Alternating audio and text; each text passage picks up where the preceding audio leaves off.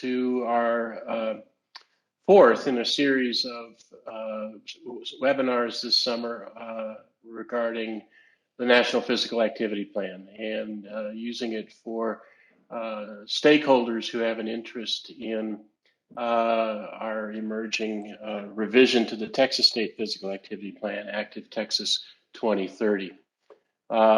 We are extremely fortunate today to have with us Kate Olskamp, who is with the United States Department of Health and Human Services in the Office of Disease Prevention and Health Promotion, and has been I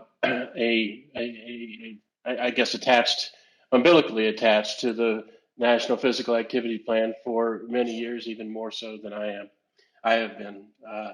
And so we'll turn this over to Kate here shortly.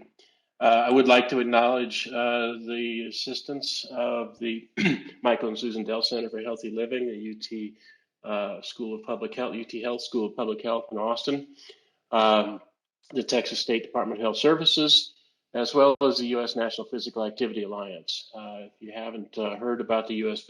National Physical Activity Alliance, I'll put a link in the chat box to be able to let you browse that site at your leisure. But it is a recent organization, fairly new organization that brings together all the major players in the United States in terms of policy planning and professional development for physical activity under one roof, if you will. So anyway, we've got a couple of propositions from which we're operating. First and foremost is that public health planning, you've got a plan to know where you want to go. So public health planning is central to improving population health. A plan that's very difficult to achieve goals, set objectives, those kinds of things. For those of you who don't know, we began in Texas in 2008 with the birth of the first Texas plan, first version of the Texas plan, Active Texas 2020. Was sponsored by the Texas Governor's Council on Physical Fitness. It predated the U.S. National Physical Activity Plan, actually, and thus it didn't have a lot of the characteristics that cutting edge work that is now really the sector-based approach to physical activity promotion in the National Physical Activity Plan. So one of our goals is to revise the Texas plan to bring it more in line and to take a sector-based approach for achieving physical activity promotion across those 10 societal sectors. It is important, I think, to note that in Texas, as well as in West Virginia, are the only two states in the U.S. right now that have standalone physical activity plans. We can find physical activity mentioned in a variety of ways in chronic disease plans throughout the state, obesity, diabetes, and such, which is terribly important. But we believe, and I hope that you all do too, that standalone physical activity plans will help us achieve our goals of getting more people to meeting the physical activity guidelines recommendations for Americans. These webinars, this is the fourth of which, are stakeholder engagement, interested parties, people who are thinking about improving physical activity at the population health level. And the most important thing that we're buying here, we're selling here, if you will, is that all health is local. Having a national plan and having a framework that the national plan has built is critical, but what works or what is being promoted at the national level doesn't work, say, for El Paso or in the Rio Grande Valley or the local health department areas in the Panhandle, so forth, or East Texas.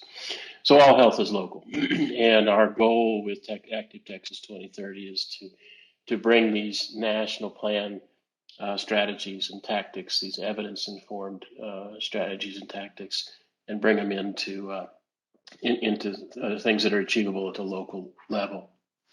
There are 10 sectors in the U.S. National Physical Activity Plan.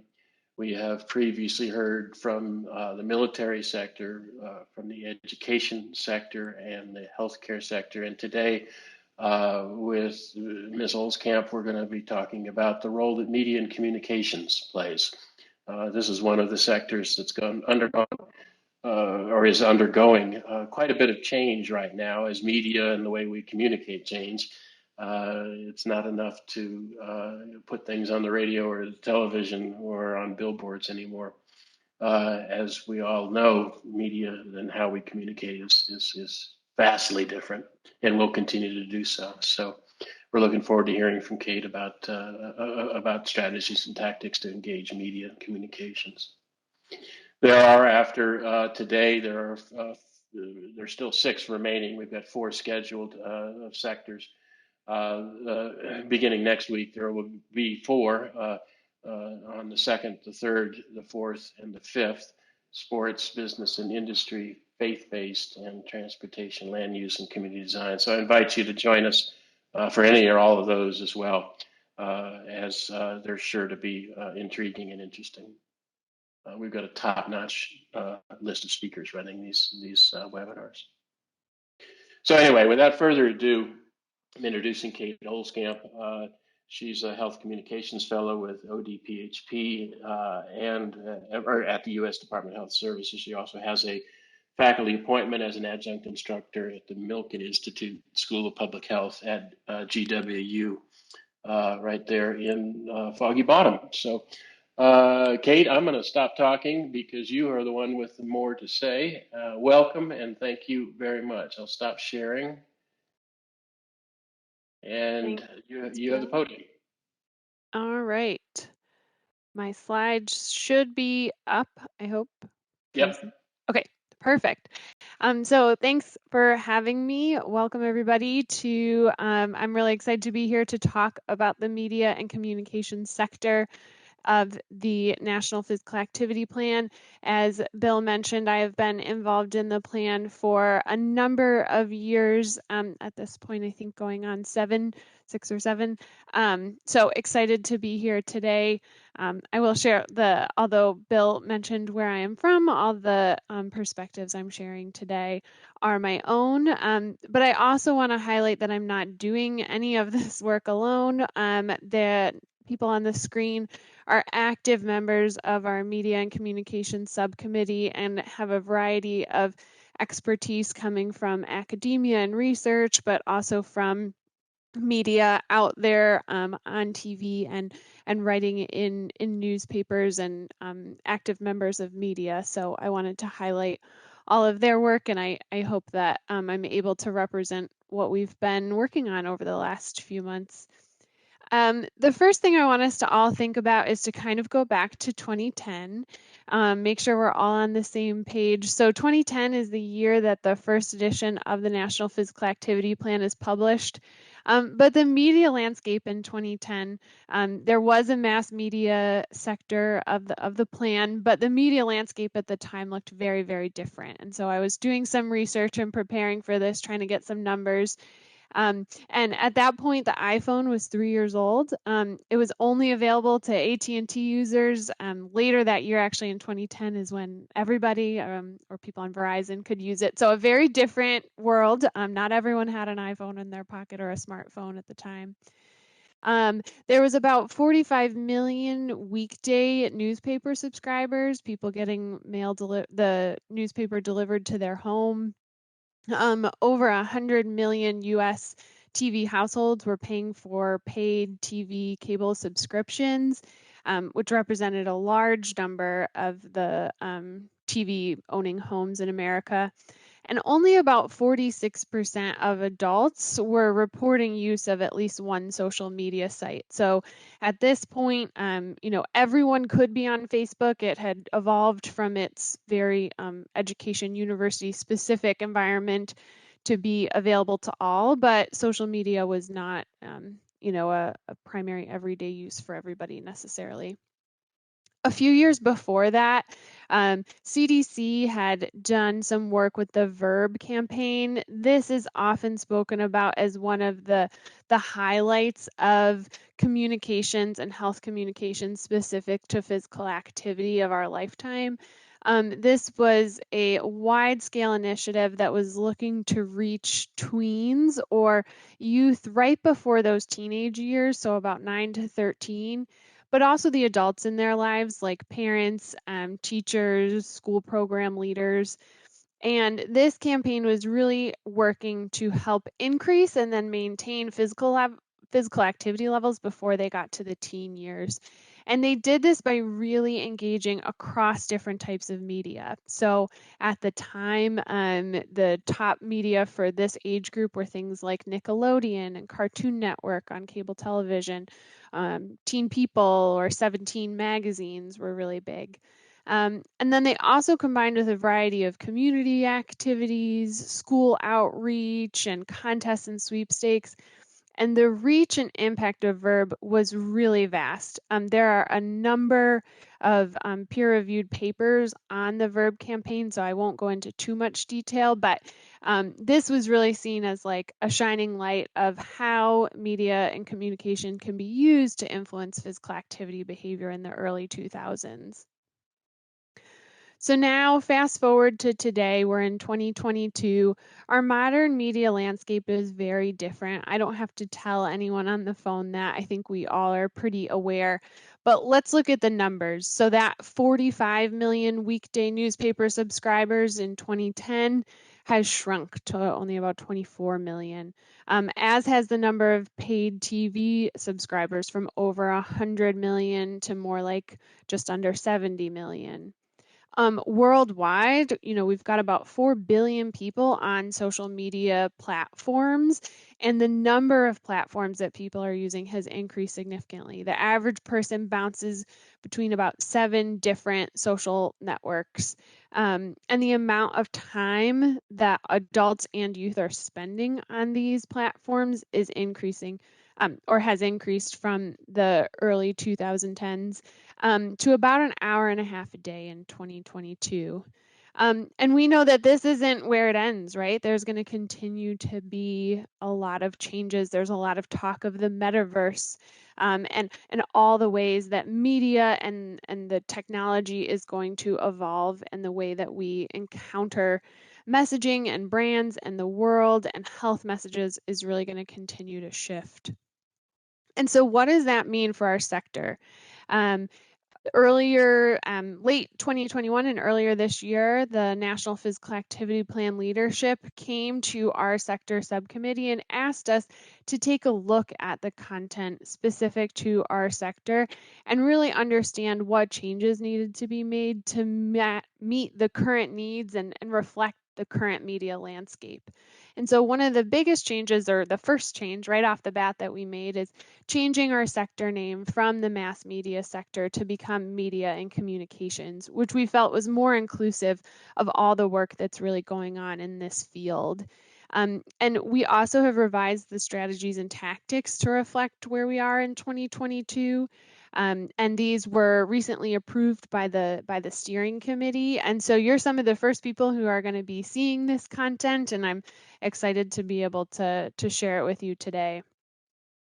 So what do we think about when we think about the media and communications sector?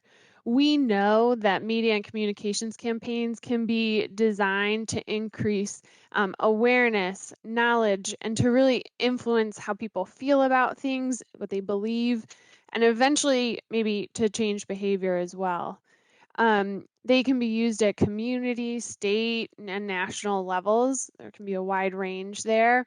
They can occur on their own as specific just communications campaigns, or be brought into some bigger kind of community or national wide activities that are going on.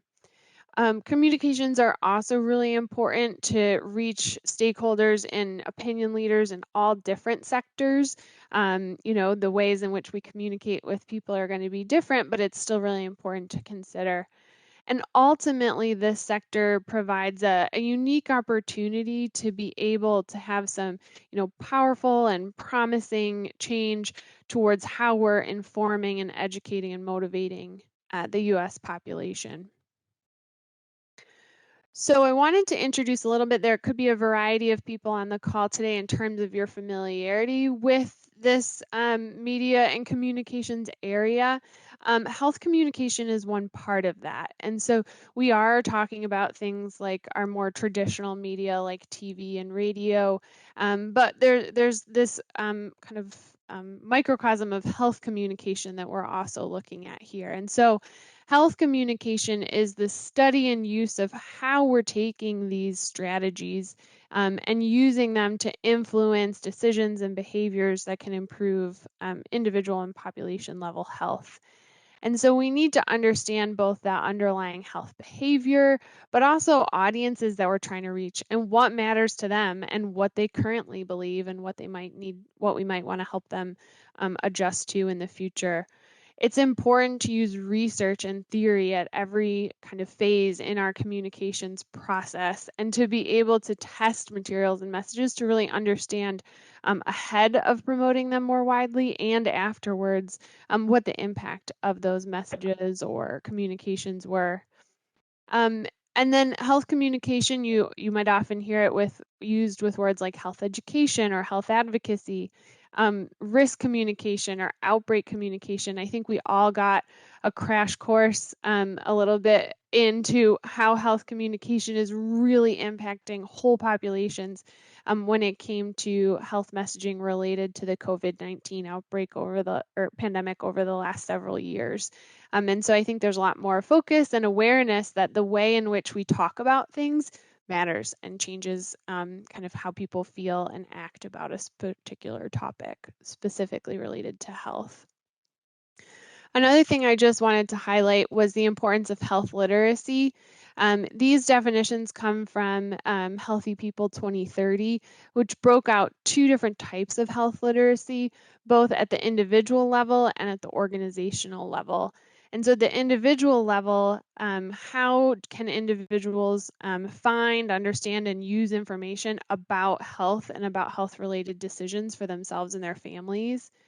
And for organizations, it's the degree to which organizations can help and enable individuals to find that information.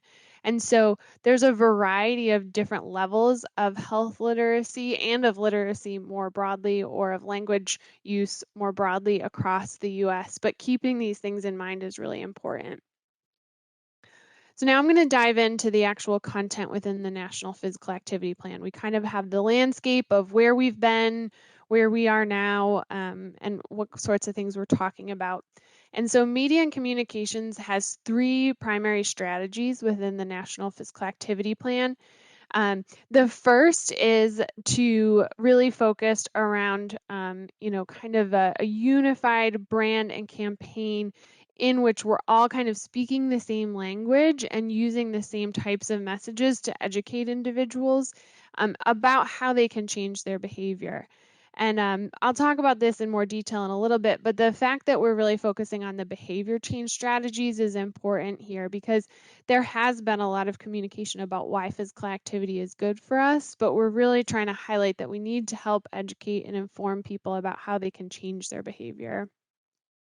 The second strategy focuses on this collaboration between people working in the physical activity and public health fields and the media professionals, and how important that is to be able to collaborate and work together around the reframing the understanding of physical activity. And I'll talk about some exciting work that the physical activity, the PAA, the Physical Activity Alliance, is working on related to reframing. And then the third and final strategy that we have in this sector is really focused on the use of existing and emerging social media platforms and technologies to reach individuals where they're at. And this is one that, we really, as you saw that change from 2010 to 2022 and where we're going to be even 2 and 5 and 10 years from now is to always be kind of staying where people are getting their information rather than maybe some of the more traditional channels that we've used in the past, although those continue to have a lot of value. All right, so strategy 1, what are the tactics within that kind of unified brand? So there's a couple that I'll highlight here. One is expanding the application of the Move Your Way campaign, which is a federally developed campaign tied to the physical activity guidelines for Americans. But these tactics also reinforce the importance of identifying and testing evidence-based messages. So not just saying what we think will work, but really taking a look at the theory and the research to be able to create and use messaging that we know is moving the needle. And to disseminate these evidence-based messages through collaboration across sectors, which I'll talk about towards the end. So the Move Your Way campaign, this is just one slide. There's a lot of information available online about the Move Your Way campaign, but this was released in 2018 along with the second edition of the Federal Physical Activity Guidelines and provides a variety of free and available resources that individuals or communities can download and use to promote physical activity to audiences across the age spectrum, from youth through pregnancy and postpartum, adulthood, and older adulthood. And all of these messages have been tested with those audiences to make sure that they're providing that both motivation and education related to the amounts and types of activity that people need and how to overcome common barriers. This campaign has a lot of community-based examples. There's one small picture in that upper right-hand corner of an event that happened out in Las Vegas, but so a variety of resources there. And I'll note, although on the screen, these are all in English, all of the materials are available in both English and Spanish. All right, so strategy 2. Strategy 2 was the one that really focused on reframing physical activity and being able to help people understand what is physical activity, what counts as physical activity, and why does that matter, and knowing that the ability to reframe kind of America's public understanding of such a big topic is going to require collaboration across sectors, and specifically collaboration between media and public health professionals. And so you'll see that there are tactics about creating that collaboration and dialogue, is to also increasing the sector-based strategies of the physical activity plan itself, but also of CDC's Active People Healthy Nation initiative, which I'll talk about in a few slides. And then to be able to design materials for our specific audiences, including media professionals themselves, that help to provide information about effective strategies for increasing physical activity. And so related to this strategy is the work of the Physical Activity Alliance with the Frameworks Institute. So the Frameworks Institute is an organization that is taking social science research methodology to study and understand how people think, communicate, and really feel about social issues. And so they've worked with a variety of organizations and institutions about all sorts of topics, from things like violence to the way we talk about aging. So a broad spectrum of different big social issues that this organization has looked at. And several years ago, the Physical Activity Alliance, or at the time it was National Physical Activity Plan Alliance, started working with frameworks to look at physical activity. And in 2020, 2 reports were released related to this work. There's another report that should be coming out sometime later this year or early next to kind of continue this work because it is ongoing. And I'm not going to go into too much detail. I do have, and I can provide these afterwards, 2 links to the resources online. But there's 2 reports. The first one is it's called More Than Just Exercise, Media and Organizational Discourse on Physical Activity. And what the researchers did in preparation of this document is they looked at a media sample of articles from 2019 from newspapers across the US with the highest circulation. And then they also looked at 20 different organizations and pulled just under 100. It was 99 articles from these organizational websites. And they took all of this information that they found and used some qualitative analysis to code and analyze what they were finding. So they looked at the number of times themes were coming up, but also what these themes meant in relation to each other. And they have a number of findings that talk about how broadly the US media is communicating and talking about physical activity. But then how that differs then from the field and organizations that are working in physical activity. So some of the findings really focused on the fact that the media was really looking at like strenuous forms of exercise, and that it was, this definitely more of an exercise. There's one way that this looks kind of framing that was happening. Whereas the field was really focusing on the environment and the ways in which that impacted physical activity. Additional findings showed that across the board, people were focusing on the benefits of physical health, but that both also lacked an equity perspective. I will note that this research was done in 2019, so there may have been some shifts in some of these, primarily, thinking about how as a society we've had more of an emphasis on equity and mental health over the course of the last 2.5 years.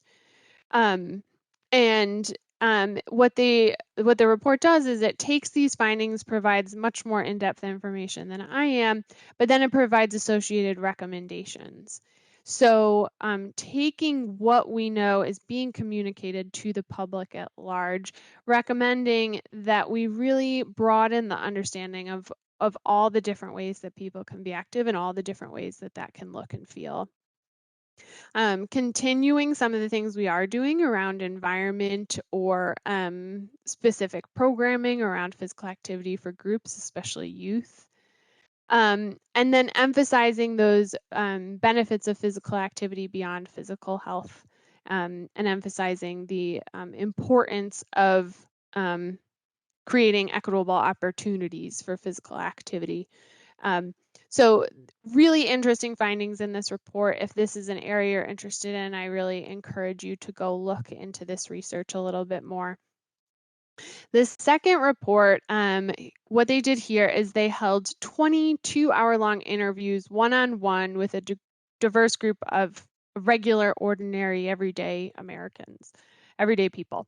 They took place in several different locations, trying to cover kind of a broad variety. And these interviews were then analyzed to understand some of the deep and unconscious ways of thinking that kind of broadly our audience of the public had about physical activity. And so using this kind of in combination with how media and organizations are communicating about it, we can find some interesting things. So here in this work, they identified challenges, and so here and opportunities. So the challenges mirrored in some ways some of what we learned from the media scan. So public has a very narrow understanding of what counts as physical activity, and they think of it as vigorous exercise. So really intense workouts at the gym, your marathon running, things that we think of as exercise, but this is how the public is perceiving all physical activity. Members of the public really tended to assume that it was an individual drive and an individual choice, and that there was this like no pain, no gain, if it doesn't hurt, it's not worth it kind of attitude. So I won't go into all of these, but it highlights and shows that there's a gap here and we have an opportunity. And those opportunities were that the public does think about physical activity sometimes as enjoyable. So I'll take it. I'll take a sometimes. That people recognize that physical activity is good for them, and that the demands of, our so-called modern life can limit your ability to be active. And that people recognize that being active with others can really help people to be more active. So encourage you to go look at those in more detail, but really this work is ongoing. There's additional phases that would happen at that national level with frameworks in the Physical Activity Alliance to continue this work, where they would actually develop new frames and test those and be able to provide the whole field with some specific kind of things that we could take and go use as a collective to start to make some shifts in how we think about physical activity broadly. I'll also highlight, I mentioned Active People, Healthy Nation. This is an initiative of the CDC with the goal of getting 27 million Americans more active by 2027. And here they have a variety of strategies on this guidepost here that they encourage communities to implement. They're all evidence-based strategies for increasing physical activity. There's a huge focus in providing those equitable and inclusive access and opportunities. But one of the things that is really important and interesting about Active People Healthy Nation is they really emphasize that everyone has a role to play. And so whether you're an individual, organization, or community champion, you can be part of kind of the solution to helping get people more active and spreading the word and making some changes to society more broadly. Our final strategy is the one that I mentioned that talked about using and collaborating with social media platforms and technologies.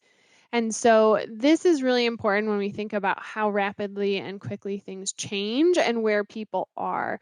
And so knowing that we can collaborate with these tech companies and social media platforms to help get physical activity messaging that works for a specific audience to that specific audience.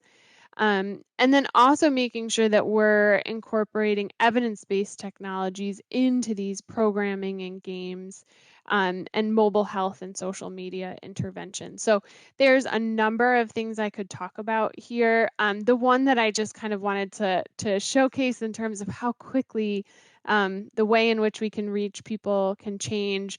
I'm sure many of you remember back in the summer of 2016, Pokemon Go was everywhere, right? And it was this kind of flash pan thing that became, one could say viral, and tons of people were downloading this app, and it got people out and being active in their community. And there's a variety of peer-reviewed literature that looks at the impacts of this. And so this is just one example of a new and immediate emerging media or communications or kind of technology that came about that people were really excited about, and how the research world was able to say, hey, let's look at this and let's understand how these types of technologies like this can be used to impact physical activity. I have several different versions of the social ecological model here. No matter which one you kind of prescribe to, we all understand that, health behavior and health is impacted at all different levels of society. And so is communication. So communication is happening, directly to people and individuals, but then also the ways in which people are communicating with each other, the ways in which they're communicating within their workplaces or church communities or other things, the way in which their communities and even their environments are communicating to them. So this sector, media and communications, is really interesting in the ways that it interacts with others.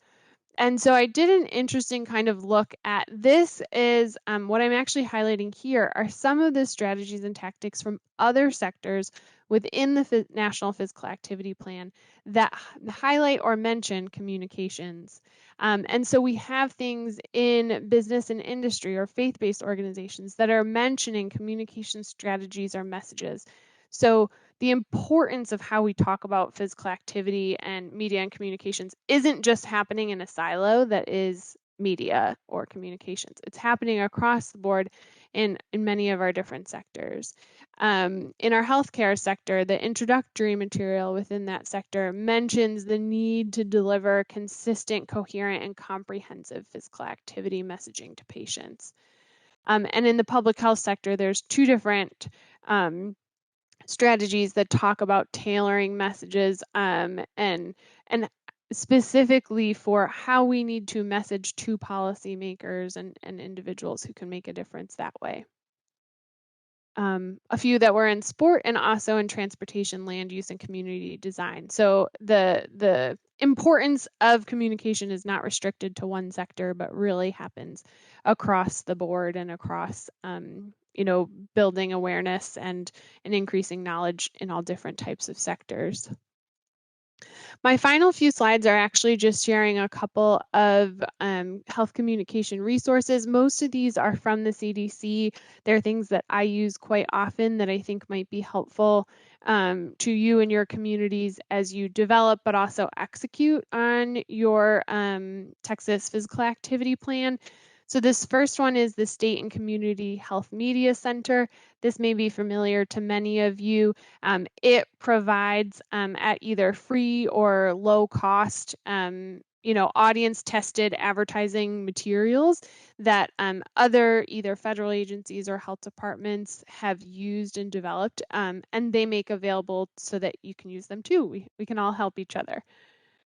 Another interesting and exciting resource is the Health Equity Guiding Principles for Inclusive Communication resource. This came out in, I think it was in 2021. I believe it was 2021, and provides really great information for developing and communicating inclusive health communications messages.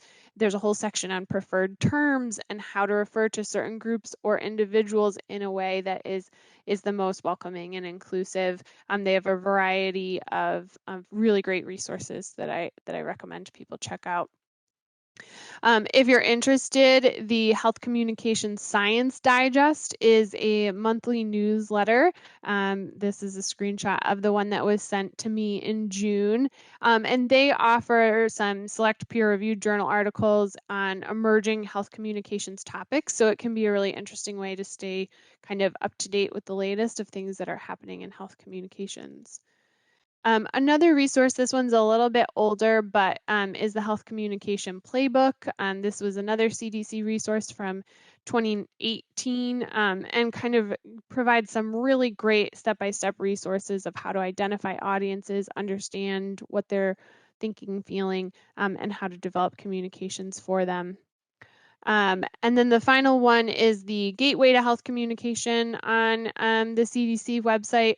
A lot of the things I just mentioned can be found on this gateway, but they also have trainings and tools and templates if you're interested in learning more specifically about health communications arm of this sector. I don't have a ton of information on this one because I know it is ongoing, but I wanted to highlight that I know Austin Public Health within the state of Texas is doing some physical activity promotion on a variety of channels in both English and Spanish to try to connect individuals to resources and places in their community where they can be active. So I wanted to highlight that exciting work. I know they'll be, providing more information as they wrap up those activities.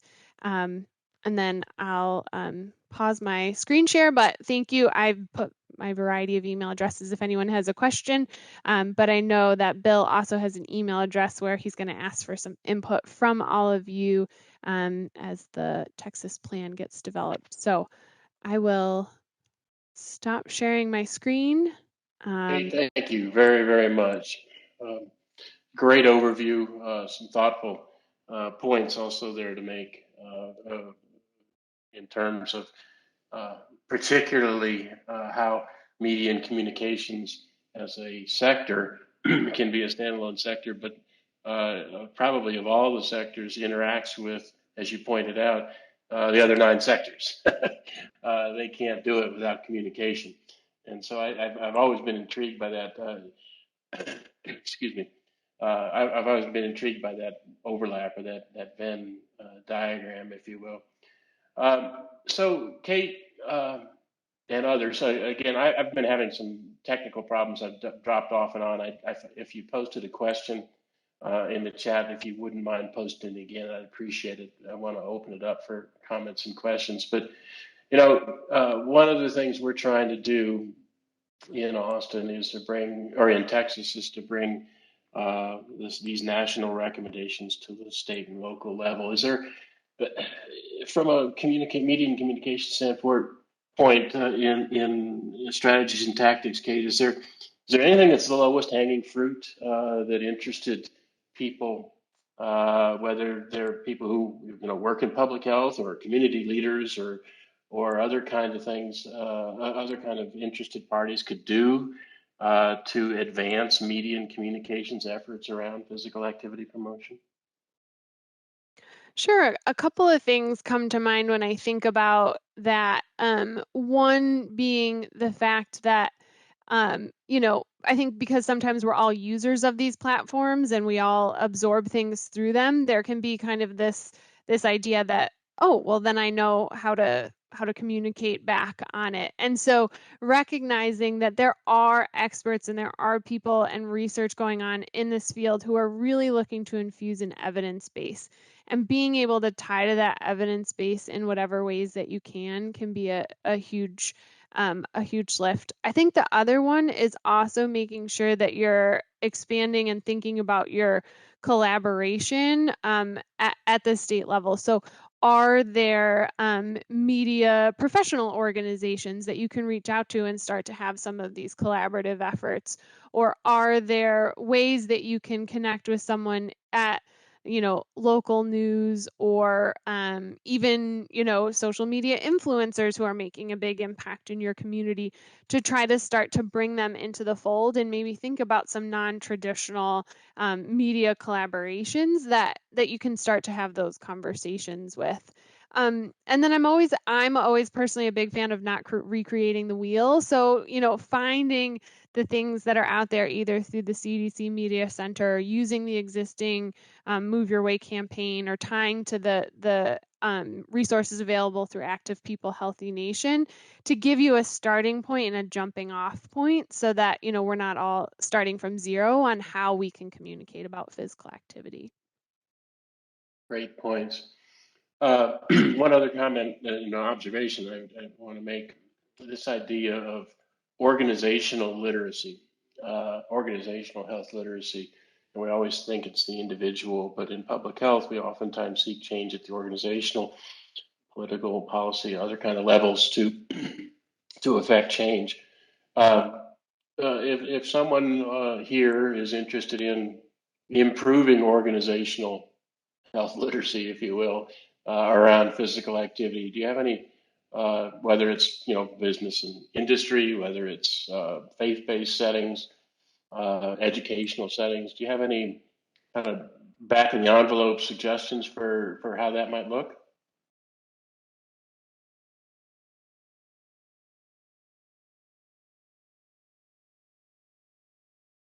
Are you there, Kate? Yes, sorry, I'm there. I thought you were asking the group. No, no, I'm asking you first, and Oh, okay. we can certainly turn that to the group. But one of your slides talked about that individual as well as Yes. organizational literacy. Yeah, and I think that's a really exciting kind of shift in how people are talking about health literacy.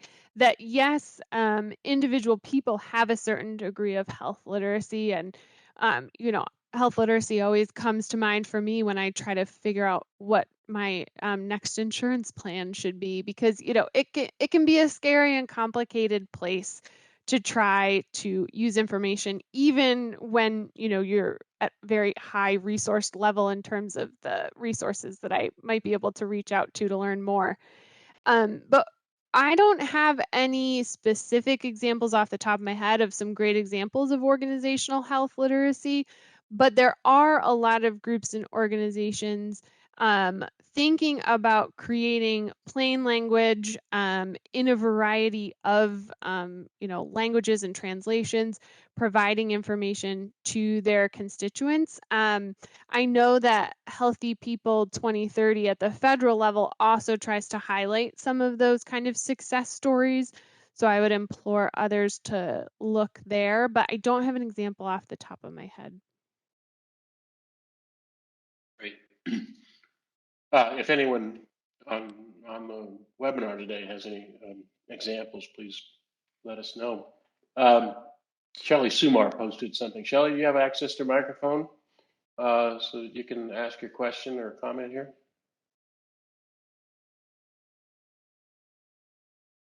in the chat. I'm not sure she has access to a microphone. She said, you mentioned many of the sectors of communication and strategies as we talked about. She noticed that specifically in the faith-based setting sector, messages were mentioned targeting at their setting. And she wanted to know if you know of anything in the Move Your Way campaign specific for messaging in faith-based settings. Thanks. That's a great question, and is one we have heard before when talking about Move Your Way. So, because Move Your Way is tied to the federal guidelines, the audiences that they are looking at are more at the individual level. So, adults, youth, older adults, people during and after pregnancy. Any and all of the messages could be applied and used and distributed in faith-based settings, and we encourage communities to be able to do that, but the messages are not designed for specific faith-based organizations. I know there is a lot of great work being done looking at ways to promote physical activity from faith-based settings. And I'll be curious, I know that presentation I think is next week, Bill said, but so they're not specific to faith-based setting, but could be used in a faith-based setting. Yeah, that's an area we certainly could use some more research and testing and other kinds of things in. But the Elba Arredondo, who's the chair of the faith-based setting sector committee, will be making a presentation next week. You're right. Other questions or comments for Kate today? I see that Tyler has a hand raised. Tyler Mitchell. Oh, I can't see. I'm gonna. I That's can't okay, see because you're sharing the screen, I think. Yeah. Tyler, go ahead. Can you all hear me? Yes, go ahead, Okay. please. Thanks. Yeah, I know we were just talking about earlier about community health, literacy, and relevant physical activities that people you can resource to your community. I kind of wanted to plug in one of our health department initiatives that we're actually just got approval from our city leadership, and I was going to share it in the chat box here. And it's a website to our Rebuild Health organization here in Taylor County, which we were able to kind of upscale from other, kind of looking at other strategies, around the country. And once you go to that page, under Health Toolkit, it offers like kind of a nice snapshot of free courses, physical activity apps that people can actually use, be resourced to, that are going to be, available for people without any kind of financial barriers. And in the long term, we also plan on trying to have more community providers in the community, whether it's going to be physical activity, nutritional, faith-based resources for people to access. And the key thing is just trying to get the word out, to your community, and find out, if there's any barriers for technology resources. And then, so we've tried to, we're being proactive about that, about trying to actually create a pamphlet snapshot of this as well to the community, so they have a paper version of this resource as well. But the feedback that we've received from our community members so far has been overwhelmingly positive, and I just thought that would be a great resource to share with people, maybe just to develop maybe thoughts for their community. So. Thanks, Tyler. That's great. Thanks, Tyler. What county did you say that was from? I missed that. Yeah, it's in Taylor County, Abilene, Texas. Abilene. Okay, great. Yes, sir. I didn't know about that. I'd love to hear more about that. I did post the email address. It goes right to me. Okay. Active Texas 2030 at uth.tmc.edu, and anyone who wants to start a dialogue and particularly have a program or a success story or a barrier highlighted as we update the Texas state plan. Love to include that and talk to you more about that. So that's terrific. Shelley asked, continuing in the chat box, about when the faith-based settings webinar is going to be in this series, and it's scheduled for August 4th, 2 to 3 p.m.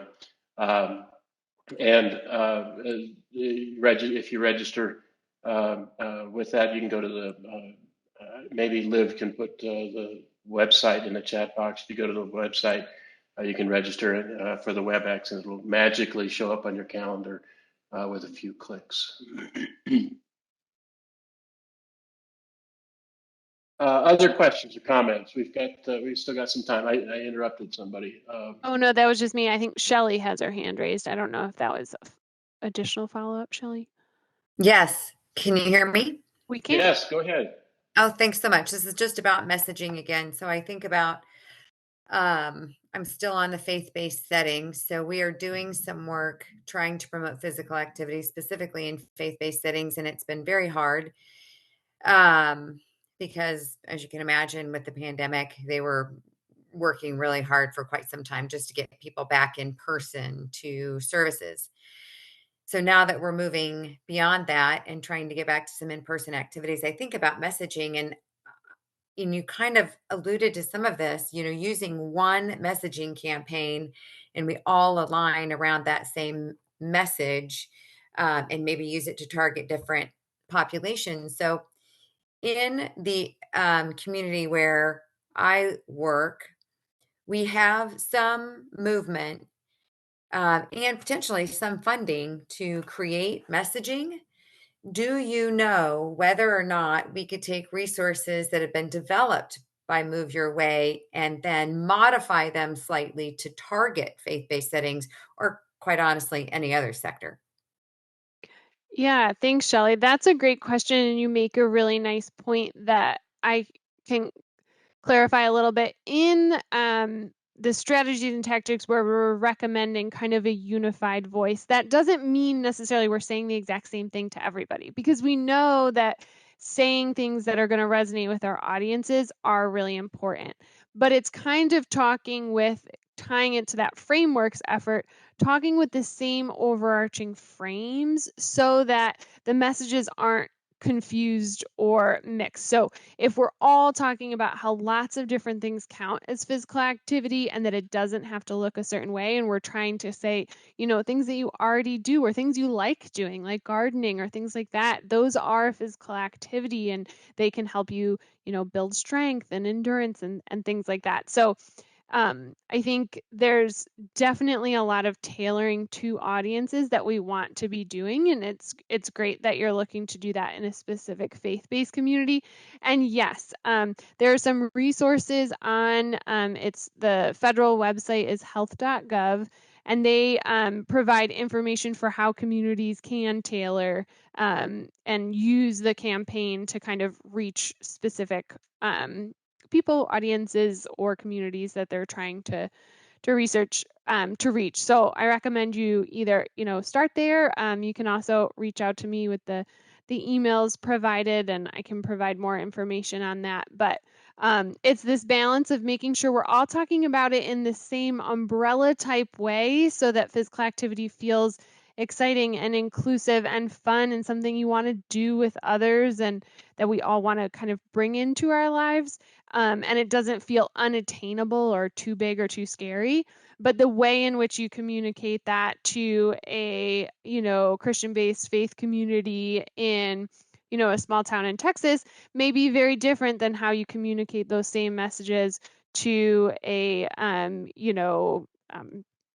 different type community in, say, Boston or somewhere else. So I think it's great that you're doing that work, and I hope that some of my response was helpful for you. Kate, that's great. Maybe we can end with a little bit of discussion. And I see that Liv has posted the link specifically for registration for the faith-based sector webinar next week. Anyone wants to join us. But, a cornerstone in public health is always equity. And it should be. We should be spending an awful lot more time than we do on health equity, particularly in our instance here in physical activity. How, and you mentioned it, you touched a little briefly on this during your presentation, but how can media and communications address the idea of health equity, physical activity equity across populations, communities, and so forth, and local. We range from the Rio Grande Valley to the Panhandle and El Paso all the way to Far East Texas and so forth. So urban, rural, lots of different race, ethnic communities and so forth. I know this is a huge question, but a reaction from you would be welcome about how media and communications can help others bridge that divide. Sure. I will tee up that there is the next upcoming resource from Physical Activity Alliance and the frameworks is going to look exactly at this. And so be sure to continue kind of following the channels in which you heard about this presentation today to learn when those resources become available. I think there's a few different things. I think people being able to see themselves in their communities in media and communications is really important. Do you see people who look like you or landscapes that look like where you are? People dealing with the same barriers that you do? And how can media and communication really work to provide a wide variety of perspectives in the information they're sharing? I think other things, definitely when it comes to equity, providing materials in plain language that people can understand, regardless kind of education level, making sure you're writing at a level that people, even with low levels of education, will be able to understand that health information you're providing, making sure that information is being provided by media and communications for a variety of languages. So, one thing in Texas, having a lot of Spanish speakers in your state and in your community, although that's true of almost everywhere in the U.S. at this point. But how then do you need to adjust the media collaborators that you're working with to make sure that you're equitably sharing information and health resources, across different platforms people are using? And in terms of how we need to help people kind of conceptualize differences in health disparities when it comes to physical activity, a lot of that I think is tied up into the one of the findings from frameworks is this belief that people have a lot of ideas that physical activity is a very individual choice and that it's this willpower, muscle through it kind of thing, which really leaves out a lot of the equity kind of lens that not everyone has the same body, B, the same resources in time or funds or other responsibilities. And so I think it was a big question and a kind of broad answer, but I do encourage people to keep up with Physical Activity Alliance to learn when that new report comes out later this year. Great. Well, we're right at time. Kate, I think we'll have to leave this here for now, but a lot of great information, a lot of things to think about, obviously, as we articulate the national plan strategies and tactics to a state and local level. I want to thank you specifically and thank all of the participants again for joining us today. There is an email address on the screen there, activetexas2030.com, and again, that goes at uth.tmc.edu. That comes straight to me. Love for participants to share questions, what you're doing, Shelley particularly, and Tyler and others, as we change and improve, expand the Texas plan. Love to include real life examples, obviously, in there. So please don't hesitate to reach out. And we'll have 4 webinars scheduled next week. Liv may not be speaking with me at the end of next week, having to schedule 4 in 4 days, but please join us if you can to explore some of these other sectors. I had that posted here.